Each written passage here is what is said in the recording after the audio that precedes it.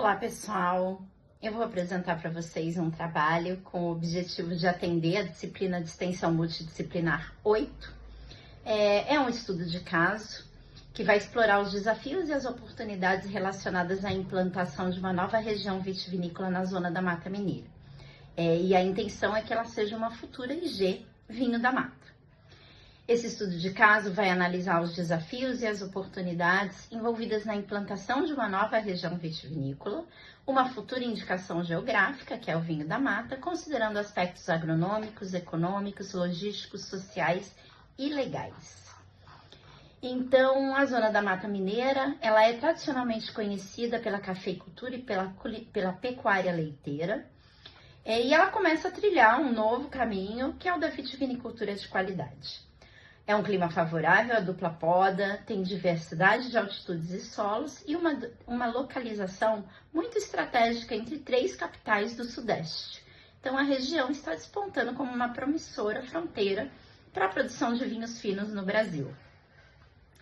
Ela é uma região que vem apresentando desafios econômicos muito significativos. Segundo dados do governo de Minas Gerais, é uma das regiões com menor desenvolvimento socioeconômico, ficando atrás apenas do Vale do Jequitinhonha. E de acordo com o diagnóstico da cafeicultura e da pecuária leiteira de 2022, observa-se uma leve retração nas atividades leiteiras, enquanto a cafeicultura apresenta oscilações em função do mercado e clima. Então, nesse contexto, a vitivinicultura surge como um novo vetor de desenvolvimento regional, com grande potencial de impacto positivo nas esferas econômica, social, ambiental. Já existem 3 vinícolas implantadas na região, que é Alto do Gavião, Campo de Estrelas e Raízes da Mata, e outras 3 em fase de implantação, a Quinta dos Marinheiros, a Vinícola 4 e a Travessia. Entretanto, ainda não há nenhuma estrutura industrial instalada para a vinificação local. O município de Vieiras, em Minas Gerais, onde essas propriedades estão localizadas, apresenta um relevo montanhoso, a altitude varia entre 500 e 850 metros, tem clima seco no inverno, ideal para a maturação das uvas, no que diz respeito à sanidade e à concentração fenológica. Dados do IBGE mostram que a população é inferior a 4 mil habitantes, e a economia ainda é baseada na agricultura e pecuária de pequena escala.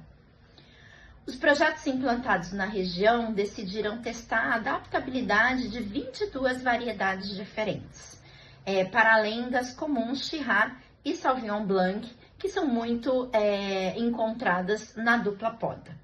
E o intuito é justamente ampliar o leque de possibilidades, explorando os microterroirs locais. A região tem uma amplitude térmica muito positiva e, comparativamente, o período de maturação das uvas em Vieiras apresenta temperaturas médias, baixa umidade e radiação solares muito similar à de Bordeaux, na França. Vieiras está localizada a aproximadamente 300 quilômetros de Belo Horizonte, do Rio de Janeiro e de Vitória. E mesmo, embora ela esteja posicionada entre essas 3 capitais, o acesso à região ainda é um pouco limitado pela precariedade das estradas, inclusive a rodovia BR-116. O bom é que atualmente é uma rodovia que foi privatizada, ela está sob a gestão da EcoRio Minas, e o que a gente espera que melhore a logística de transporte, favoreça tanto o escoamento da produção, que é um desafio estrutural, mas também o enoturismo. Quanto à vinificação, a ausência ainda de uma cantina instalada vai exigir um investimento inicial elevado, licenciamentos ambientais, garantia da qualidade da água e um planejamento logístico e de armazenamento. Em relação à mão de obra, temos uma escassez de profissionais qualificados para o manejo da vitivinicultura, mas ela é compensada por uma mão de obra disponível, que com a capacitação vai poder atender a demanda crescente.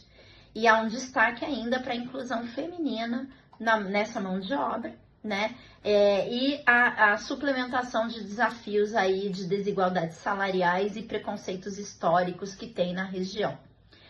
Atualmente, a formação está ocorrendo via os próprios gestores dos projetos, né, em parcerias com consultores, com o Senar, com a Universidade Federal de Viçosa, e bem como com conteúdos online, que hoje em dia facilita muito esse acesso, principalmente aqueles disponibilizados pelo Senar, pela Epamig, pela Embrapa Uvivinho e também pelo Instituto Federal do Rio Grande do Sul. A região não é tradicionalmente turística, mas o potencial é imenso. A região é muito bonita e as vinícolas podem impulsionar aí a criação de pousadas, restaurantes, rotas enoturísticas e o comércio local. Então, diversos profissionais vão ser demandados, como guias, sommeliers, cozinheiros, arquitetos, decoradores, técnicos em hospedagem, artesãos. Então, aí há uma ampla população que pode ser beneficiada com essa implantação. A cadeia de fornecedores também deve ampliar, né, com a necessidade de produtores de mudas, de barricas, de insumos, de equipamentos, então serviços de manutenção e transporte também, tá? Para a implantação de uma vinícola, temos diversas legislações a serem observadas. A primeira delas é a legislação federal. Então, todo estabelecimento que atue como produtor, envasador, distribuidor, exportador de vinhos e seus derivados, ele precisa estar registrado junto ao Ministério da Agricultura e Pecuária, ao MAPA, né? O órgão fornece o cartilhão de bebidas, que é um amplo documento com orientações sobre padrões de identidade e qualidade, sobre registro de produtos, importação, exportação, rotulagem e requisitos sanitários. A Lei do Vinho, que é a 7678 de 1988, que tem a lei, tem um decreto regulamentador, define o vinho como uma bebida resultante da fermentação de uvas frescas, com um mínimo de 7% de álcool. E define também o estilo, que pode ser tranquilo, espumante, licoroso, estabelece limites analíticos obrigatórios para cada uma dessas categorias.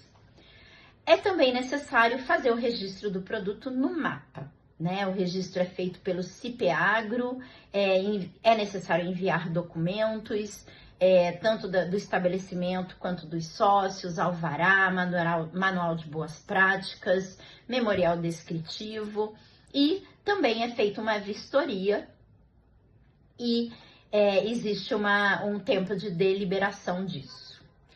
Os produtores também precisam fazer uma declaração anual de produção e estoque de bebidas, né? E isso é informado anualmente, conforme a portaria 615 de 2023. E há também uma legislação muito específica no que diz respeito à rotulagem.